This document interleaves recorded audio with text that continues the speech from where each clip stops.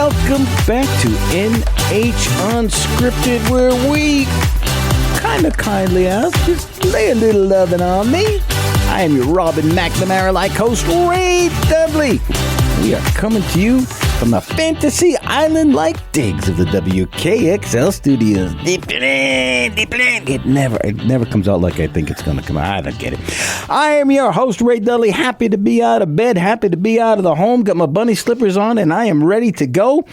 You are listening to us on your Sony Walkmans, probably 1450 AM or 103.9 FM if you are Concord-based, 101.9 FM for the gorgeous souls in Manchester. We love you folks down there.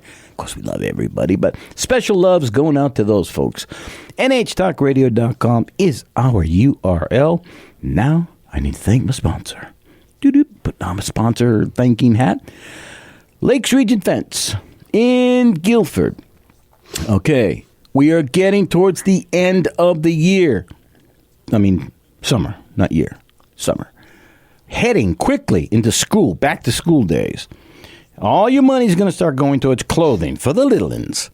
Time to fork over some dough real quick to get that new fence in your backyard or on your property line or around your pool. Come on, break down, you cheap son of a gun. Get rid of that old thing you got. Everyone hates it. You're the talk of the whole neighborhood. You know that. Everyone hates that fence. Get rid of that thing. LRFence.com is the URL for Lakes Region Fence. Go out to LRFence.com. LRFence.com. There's a link out there where you can get a free estimate. Come on. We know you're cheap. That's why you haven't bought a fence already. You click the link, get a free estimate. Matt will come out. He'll walk the property with you, tell you what it's going to cost for whatever you want. They do it all. They do cedar. They do PVC. They do property length. They do it all commercial even. And I'm going to warn you, they're 4 to 6 weeks out because you waited. Now you're going to be really pushed into the fall. But they do tremendous work. You can find photos of all the stuff they do, and I do mean it's high quality. It is really exemplary stuff they do out there. Lakes Region Fence, they are our sponsor. Matt, we thank you for all you guys do. LRFence.com is their URL. Okay. I have been waiting for this episode. Kevin Collins is back in the studio. Good morning, sir. Good morning. How are you feeling? I feel very good today. You do? Okay, all right. We had to postpone once or twice because certain people got sick, who I'm looking at right now. But so I'm hoping that this is the beginning of a series of episodes. So I'm trying to give the audience a quick overview of what we think is going to happen here. Kevin is the author of a series of, what we call them, vignettes, kind of a character called Spike Slotnick, Private Investigator. Right. And I have fallen in love with them. And they're hilarious. And I thought, oh, man, those would be really good to do on the radio. And so I contacted Kevin. I said, Kevin, what do you think? Can we do this? And he's like, let me put the pencil to it. So he did. And he's been working on it. And then as kind of an addendum, so we're going to try to do that at some point, get those done. And we maybe do one episode, which might run 15 minutes maybe, and we'll do it on a show. But we need other things to talk about as well. And so Kevin has like this history of comedy that he thought might be a good addendum. Am I still on track here? Yeah, you're exactly right. So what do you envision happening here? When you first proposed it and we talked about what would we talk about after doing a skit, the typical, film noir kind of character, Spike Slotnick, but it's a joke. It's kind of like Guy Noir that Garrison Keillor did on his radio show. And but the kind of script I was working on was full of non sequiturs, just really very silly humor. Yes, I loved it. It was bizarre, and I thought, well, I sort of have to explain what that humor is, or what, and why it makes us laugh, why it made you laugh, and so it occurred to me that it would be worthwhile thinking about. What is it that we humans find funny? why do we laugh at some things and not at other things? What kind of things do we laugh at? And of course, I thought about you and I in particular. Having known each other for almost 50 years now, actually over 50 years, and your humor was always very much like Robin Williams, a spur of the moment, and also because you were a gymnast, you were also very physical. So I mean, I can't imagine you doing some of the pratfalls you did in A Funny Thing Happened on the Way to the Forum back in 1972 or 73, whenever you did it, or even when you were in As You Like It, because your character Orlando was a wrestler, and you were being tossed all over the stage by Big Bill. I can't think of his name. Dude, that dude was big. He was about 6'7". Yeah, he was a lurch kind of a guy. But my humor has been, because I started writing plays for high school kids. Was always so my humor has always been more scripted. So I was interested in how do I develop a plot? How do I develop characters that the audience would find funny? How do I find a way to work in music? Because most of the stuff I had done were, as you said, a series of vignettes, and the linkage might be music. So when I started thinking about that, I said, well, okay, what is it that makes us laugh? Why do we want to find things funny? And so, I look back at various people who wrote about humor, and there was supposed to have been Aristotle wrote one treatise on tragedy, and then supposedly was going to write one on comedy. That never came to be. And I don't know if you ever saw the movie. Blazing Saddles. Close enough. Name of the Rose, no. Which was based on a book by Umberto Eco, who and the plot revolved around murder in an abbey in the Middle Ages, and the centerpiece of it was supposedly in this abbey was Aristotle's treatise on comedy, and the head monks didn't want to have any humor in God's world, so that's how the murder takes place. But the quotes about humor that I found most fascinating were this: "The secret source of humor is not joy, but sorrow. There is no humor in heaven." Mark Twain said that. He did? Yep. And Dante said, "A tragedy is a story that begins in joy but ends in pain, and comedy is a story that begins in pain but ends in joy." And so that struck me as something that, especially in this post-COVID era, we're looking for opportunities to find things funny. Mm-hmm. And yet, oddly enough, comedy has changed so much over the years. A lot. Yeah, a lot. I mean, you don't find jokes anymore. Do you remember there was a time when if something happened, there was a joke, and I don't know how it came to be, but it's sort of like passed along by word of mouth. And so, hey, did you hear the one about the? Nobody ever says, did you ever hear the joke about the? Oh man, I hadn't thought about that. And especially topical. And I think what's happened is that the everything is visual. There is a meme or a TikTok or something, so that what happens is the jokes that get shared are people send you on your phone, a clip of something that they saw on a reel and that's where the humor is. So it's like I don't know if you saw the one of the two Irish girls that are like like twins, and they're complaining about what the guy in the ice cream truck wanted to charge for ice cream. I don't know if you've seen that one. No. She says he wants us, 10 quid for 2 ice creams. He's not going to get fought with that, and everyone's seen that one, and it's not a joke. It's just 2 girls who were upset, and the mom just happened to get her phone out, and that's so much of what we're finding in humor is not jokes anymore. we don't really, have a series of comedians like in the old Borscht Belt, comics in the Catskills. Yeah. The places like, if you've seen Dirty Dancing, a place like in Dirty Dancing where the people would go and spend some time there. We'll come back to that. All right. Boom. I love how he says that. We'll put a pin right in there, right there. You listen to NH Unscripted. I am your so happy to be out of bed host, Ray Dudley. Got my Nehru jacket on and my bell-bottom pants. Yes, I do. You are listening to us on 1450 AM or 103.9 FM in Concord. That's probably on your transistor radios.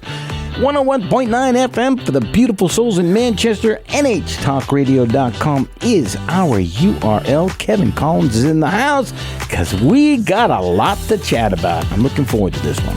Be right back.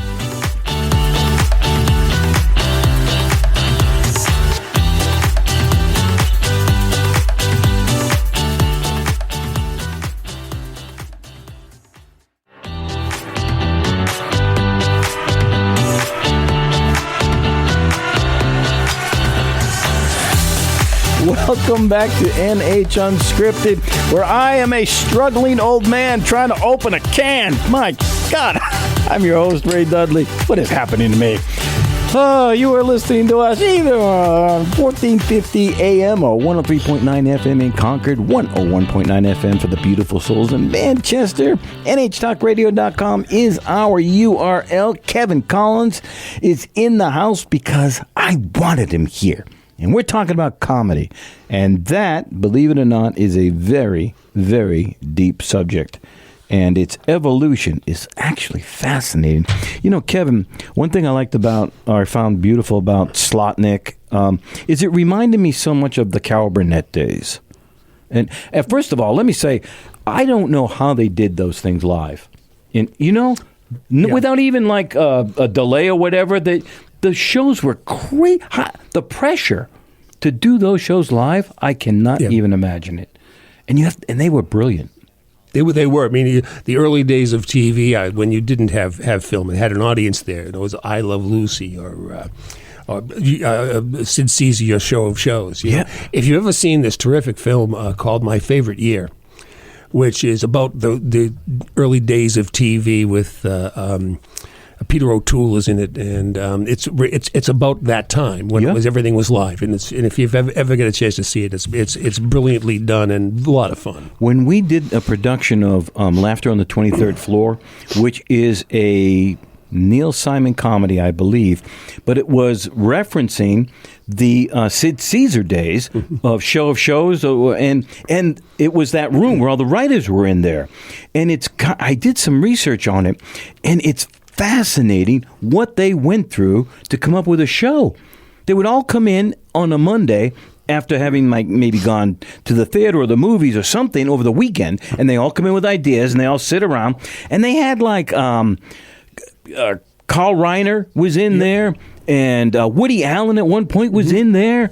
And Mel Brooks. Mel Brooks. What an incubator for humor. But they would work on these skits through the whole week, and they would all like fight to be Sid Caesar's favorite that week so they could get their skit on, But I can't imagine having to work a whole week tuning these jokes, tuning these little skits, and then having to perform them live on TV. Yeah, I mean, there's no, as you say, no delay. They didn't have video was live. And then eventually they got to the point where they were filming these things, but.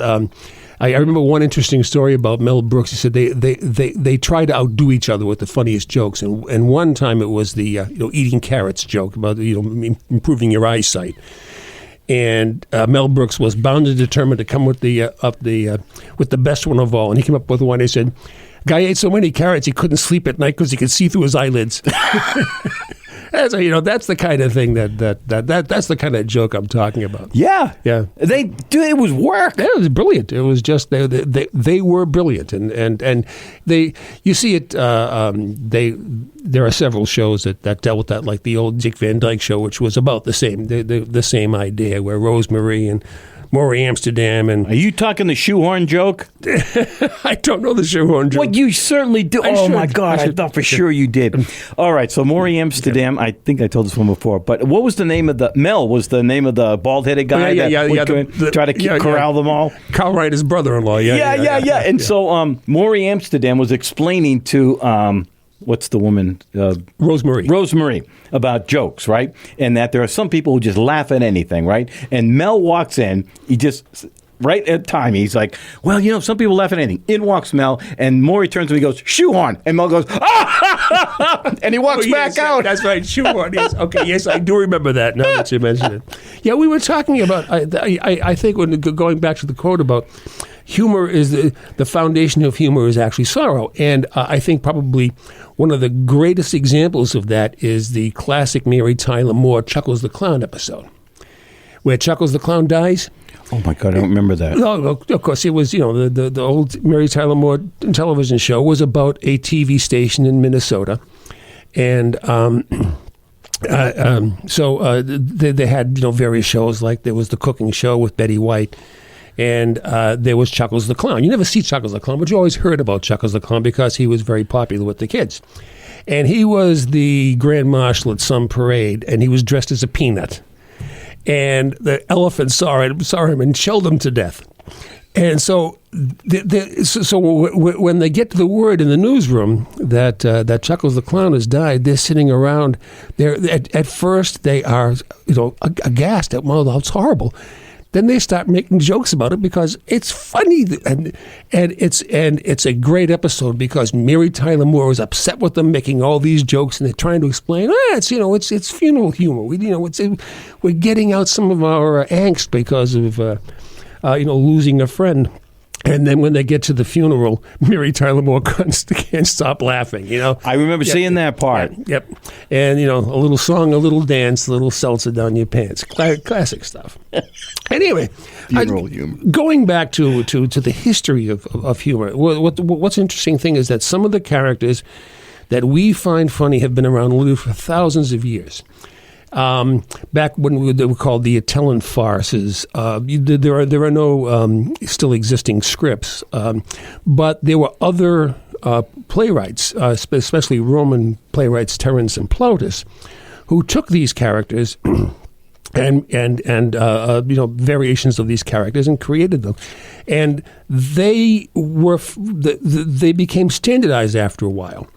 And then some years later, in the Renaissance era, there was what was called the Commedia dell'arte. But they had the same characters, and the characters were Arlecchino, Harlequin, who was the clever servant, and sometimes his female sidekick was Columbina, also a clever servant.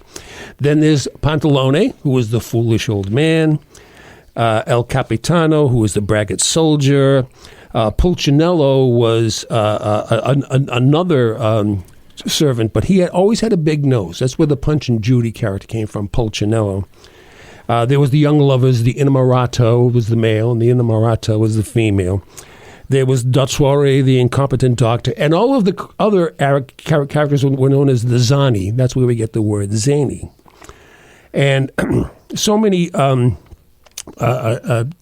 plays came based on these characters, including Shakespeare's Comedy of Errors. What's interesting is that a funny thing happened the way to the Forum, which is one of the early plays that you and I had done, was based on the plays by Plautus and Terence. And the main playwright of that, Stephen Sondheim did the music, but Larry Gelbart wrote the script. From MASH fame. And of course, he carried those characters over into MASH. God, yeah. When you think about it, the incompetent doctor. So he wrote that before MASH? Yeah, he wrote that probably 1962, something like that, 63. And then he did MASH in the 70s. And he carried some of the same ideas over because MASH, the TV show, was much different than MASH, the movie. Mm-hmm. MASH, the movie, was kind of black humor. It was done in the middle of Vietnam, and Robert Altman was more of an avant-garde director than anything else. But when they did the TV show, they really went for the jokes. They really went to have a very clever Hawkeye Pierce, who would have been Arlecchino, the clever servant, in a sense. He was, he didn't like being a soldier, but he was as funny as hell. Then you had the braggart soldier, which was Colonel Flagg. I don't know if you remember him much, or Loretta Swit, Hot Lips Houlihan. I remember that. And the incompetent doctor, Frank Burns, and they even had their own Pulcinello in the form of Klinger with his big nose. Yeah, I mean, it was all of these characters, have in their history a link to the Atellan farce of ancient Rome. So there's a lot of those characters that, for some reason or other, still stick with us, and just to get a little bit, more psychological. One of the reasons that perhaps we, for thousands of years have enjoyed these characters, goes back to, believe it or not, Carl Jung, who was originally a student of Sigmund Freud, and then he broke away from him. And he had this theory of the universal archetype, that we are born with we find a connection in some things, probably these characters, but he was talking about primarily the epic hero. And that the epic hero's life cycle, the story of the epic hero who is, we'll come back to that. Man, a cliffhanger. I was right there with you, baby. Woo. You are listening to NH Unscripted. Shows like this are why I'm so happy WKXL asked me to be a host. My name is Ray Dudley. We are coming to you from the Car 54 light digs of the WKXL studios. Yeah, I kind of resemble Tootie Muldoon. A little bit. 1450 AM, 103.9 FM. Those are Concord-based. 101.9 FM for the gorgeous souls of Manchester. NHTalkRadio.com is where all the cool kids hang out. That's our URL. Kevin Collins is in the house, and we are getting deep. We will be right back.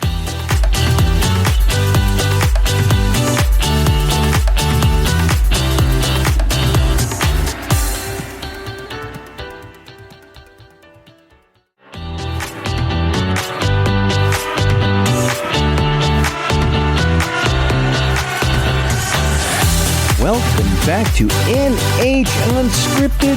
We are the happening, and I am your Supremes-like host, Ray Dudley. And we are coming to you from the Titanic-like digs of the WKXL studios in Concord. 1450 AM, 103.9 FM, 101.9 FM for the beautiful folks in Manchester. NHTalkRadio.com is the URL. I'll tell you a little bit more about what's happening up there. Next segment, Kevin and I are talking about comedy. I know you wouldn't think it's that deep a subject. Yeah, and it really is. The history is fascinating. I have a question for you. Go ahead. I'll get a question later. Go ahead.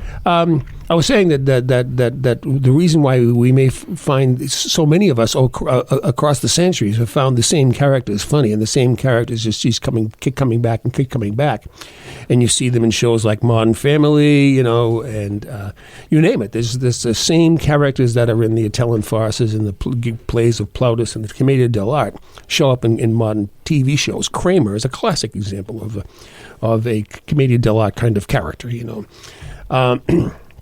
And but one of the reasons why theoretically why we respond to them is that they're innate to us. That it's almost embedded in our DNA.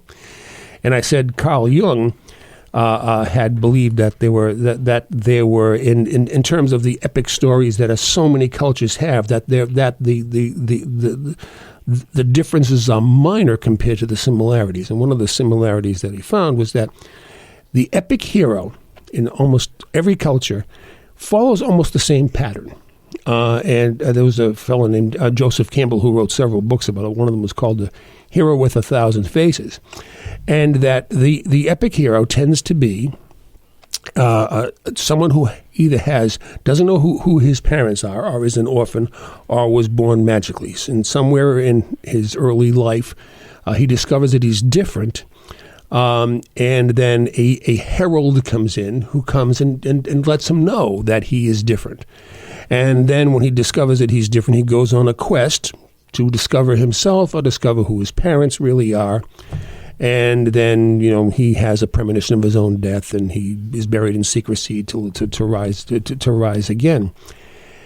And George Lucas read that and said, if I can create a story based on that epic hero life cycle, using all of those elements that Carl Jung and Joseph Campbell said are so innate to us that we would be unable to not fall in love with the movie. And that's what happened with Star Wars, because yet so many of the characters are the same, follow that same pattern.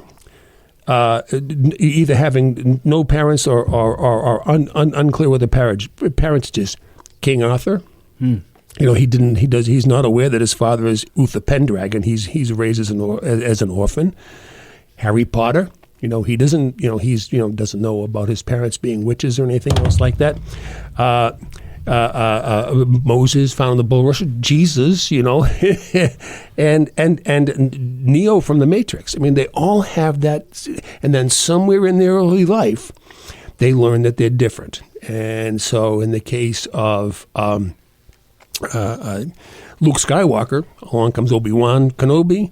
In the case of Harry Potter, along comes Hagrid. In the case of Neo, along comes Morpheus. I mean, just one thing after the other. And you look at these stories, and they are almost all the same.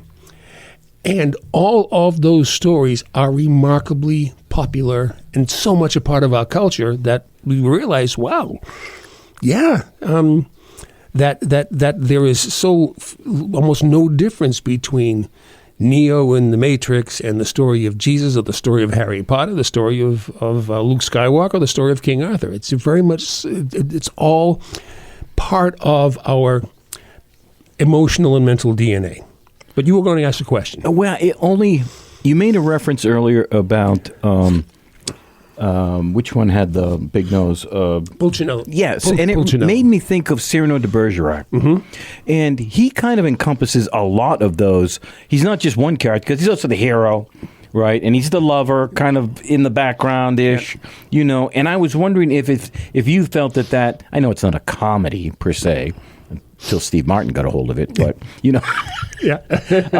But did it follow that same pattern, do you think? Is it into that same, because he obviously his nose was an issue for him, and it became dark humor kind of.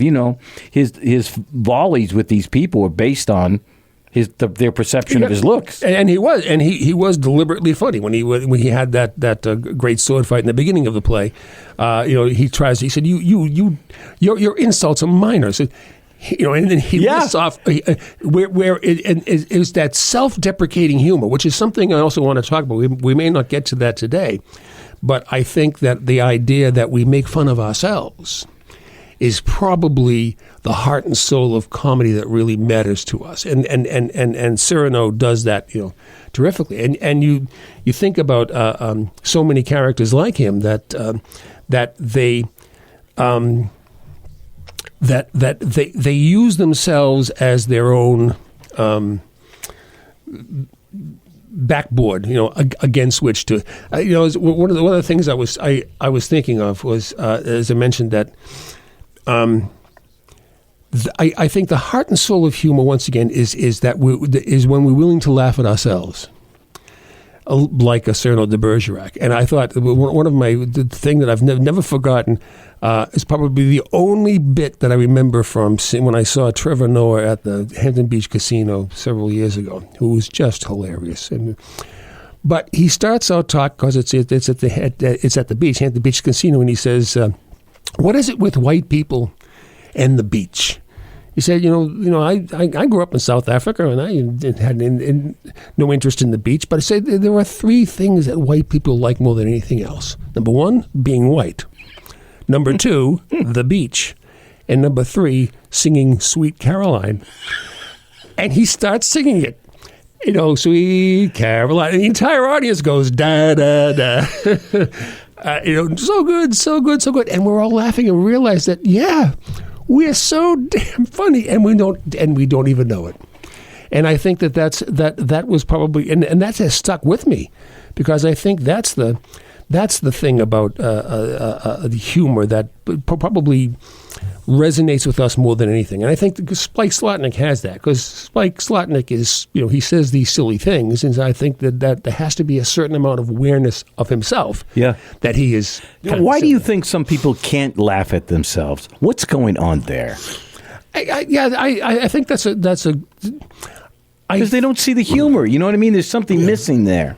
That they're more offended than they are in on the joke. I think people who are I agree with you. I think there's a segment of the population that sees themselves as victims of whatever. So that instead of a comedian like a Jon Stewart will say, I'm making fun of us. There's a segment of the population that says, you're making fun of me. Yeah. And so, and you're right. It's the same joke. Yeah, it is. And it's just that if you take yourself too seriously, and I think that's, your example of Cyril de Bergerac is dead on, because he doesn't take himself seriously. He's been in love with this woman for years, Roxanne, his cousin, and he doesn't tell her until the day he dies. Yeah. And so there is a certain amount of tragedy in that, but it's also in an odd sort of way that is also a kind of humor. That irony. Yeah. That he finally gets the guts to tell her that he's had been in love with her for years, and her line is, I've only been in love with one man once, and I've lost him twice. Meaning Christian de Neuvillette as well as Cyrano de Bergerac. But I think that and I think going back to Trevor Noah, I think the history of black comedy, and I mean but that comedy by black comedians, is probably the most powerful one for Americans, because that's the tragedy of being an American, that we founded a country on freedom and and the rights of man, except denied to one group. And I think Americans have always been, even back during the days of the Civil War, even people from the South, were aware deep down inside that was their flaw. And so it's interesting. One of the most interesting parts of the history of comedy is the character of Jim Crow, who was created by a white guy whose name was T.D. Rice back in the 1830s. He was in a train station, and there was a black man, probably a enslaved person. I'll come back to that story. Oh, man, that's another cliffhanger. Are you kidding me? Oh, this is great. This is exactly what I thought this show was going to be like. You are listening to NH Unscripted, you lucky listener. We are coming to you from the Green Acres Light Digs of the WKXL studios. I'm kind of your Mr. Haney type character here, but I'm your host, Wade Dudley. Get out your Walkmans, 1450 AM, 103.9 FM in Concord, 101.9 FM in Manchester. NHTalkRadio.com is the URL, and we are just scratching the surface on comedy. Kevin Collins is in the house. We'll be right back.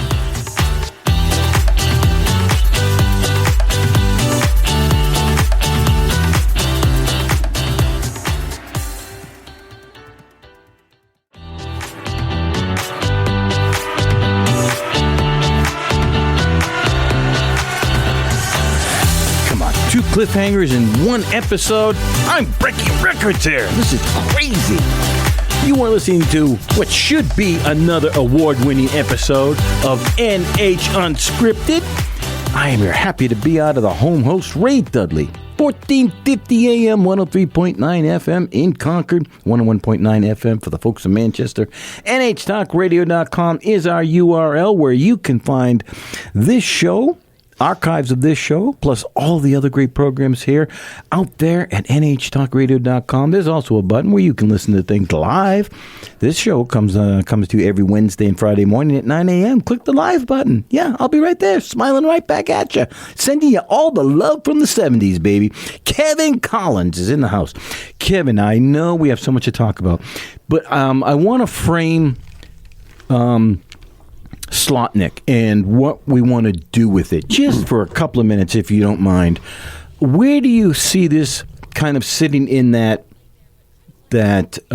gradation of humor, and what can people expect as it kind of evolves or we bring it online? Yeah, I think what you and I have envisioned and where we'll be heading with Slotnick is, as you say, 1 15-minute segment, a vignette of pure silliness, very much in the style of 1930s radio show.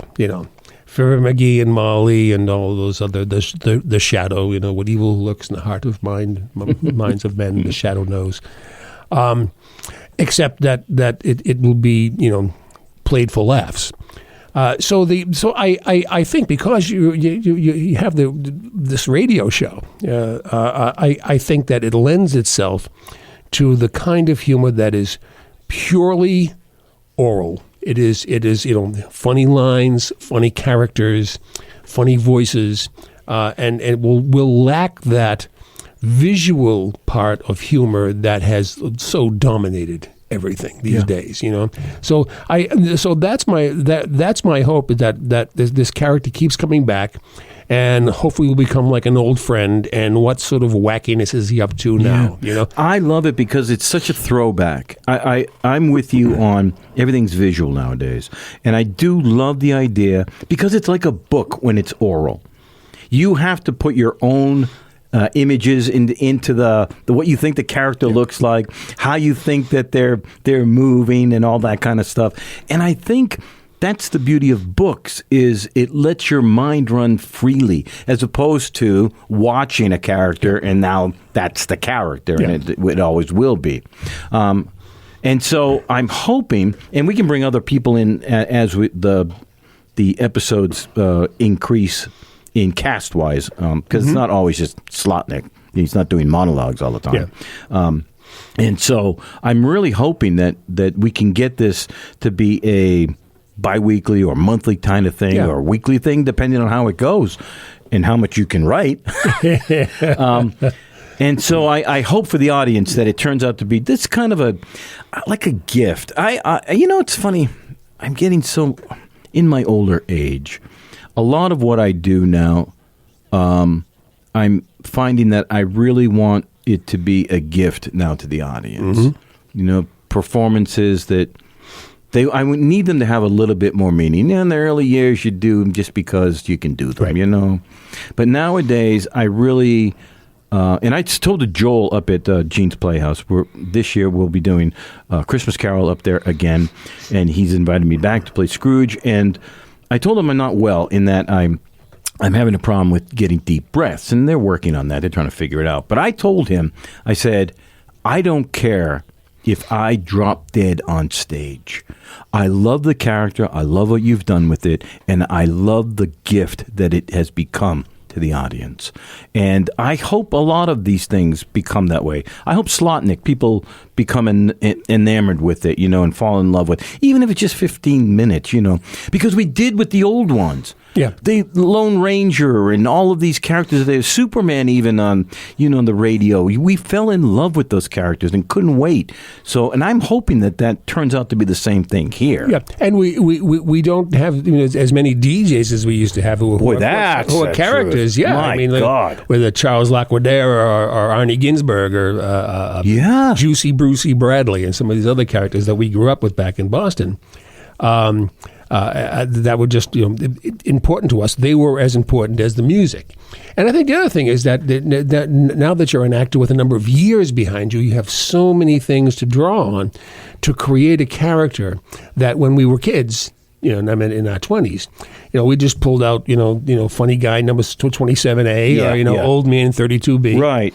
And that was acting to us. And then as time has gone on, and we're looking for richer and richer scripts and things so that you can take, you can take a Scrooge and you can make him a sympathetic character, rather than just a two-dimensional miser, right, and a nasty old man. And then he becomes in the course of the musical, human. He becomes human throughout it, but you have to let the audience want him to become human. Yeah, and good that's point. and I think that's an important thing. So that as we work on the script, and hopefully the character may evolve, and there is an opportunity for not just non sequitur kind of silly humor, but also a bit of pathos, perhaps. That maybe there's a moment that there's something about Spike that gets revealed in his background. Which I haven't got any plans. What happens is oftentimes when I write, this stuff sort of emerges. We have met his dad. Yeah, we have met his dad. The audience hasn't, but I have. And he at one time he had no nose. And how did he smell? Terrible. But also get to create the ambiance. So it's a dark night in the city of New York. And off in the distance, we hear the wailing of a saxophone under the 49th Street L. I love New York. In the rain, it makes its own gravy. Dude, that kind of that thing. line just cracks me up. It's so crystal clear. I need to apologize. You were telling a wonderful story about the Jim Crow character. Oh, yeah.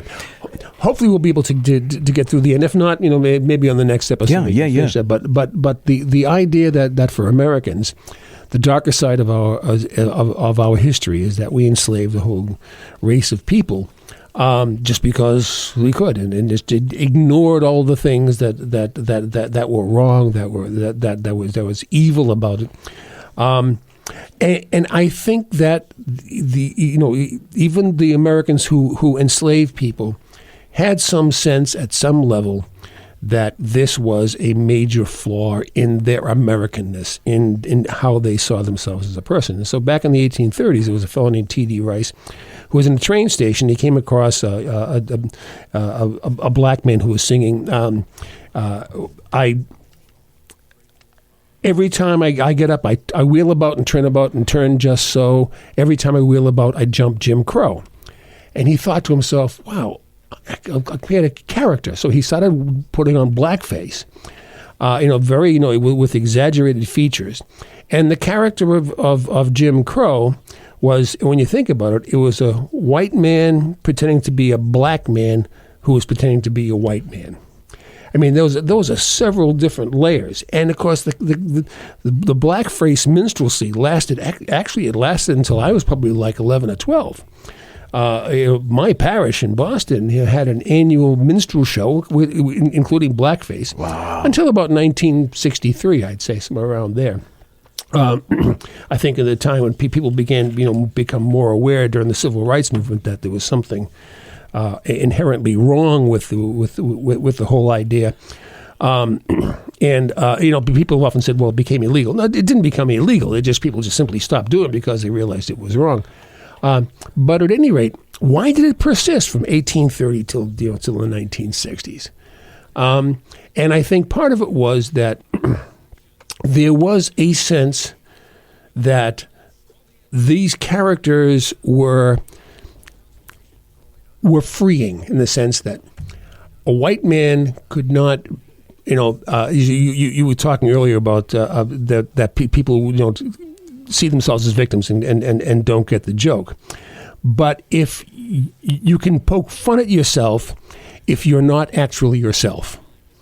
So Ooh, that that's deep. in a sense that I think that this character, this black-faced minstrel character, which Al Jolson, there was actually a black man in the 1920s, 1930s named Burt Williams, who did minstrelsy, and he actually put on blackface. Yeah.